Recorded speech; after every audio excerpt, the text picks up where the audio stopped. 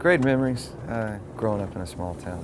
Carthage has been a lot the same as it was, when I left some years back.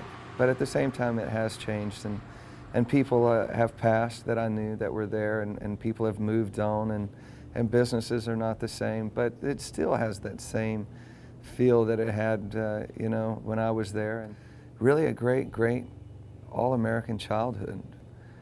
We didn't have everything. We didn't have a whole lot. We worked for everything. My dad worked real hard. My mom did too. In a lot of ways has made me the man that I am, from those years, and watching my father work so hard in what he does and what he did back then to make the family boat float. We need to cut this in. Mama don't stay around long when she figures out that camera's rolling. She don't hang around for that. See this right here? She's camera shy. It's really cool to see them build a birdhouse, do things that every grandson should have the chance to do with their grandfather. That's one of the greatest things about having kids, is you get to go back and relive your childhood, so to speak, outside of body. You're standing there watching your son, who looks like you, interacting with my father. It was awesome. Growing up with all the family around there. My grandparents, you could go into each house and have a completely different feel, but there was always great music on.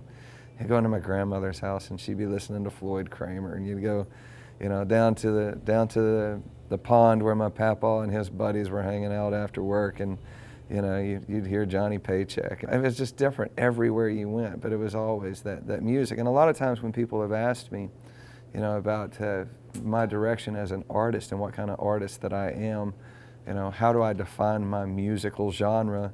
I mean, I've always said that I'm a country boy. I have country roots, and that's where that comes from. It doesn't mean that I don't write for the song and for the inspiration of the song, but that just all of those country roots of growing up on a dead-end road, that's where that really shines and where it comes out is in my songs.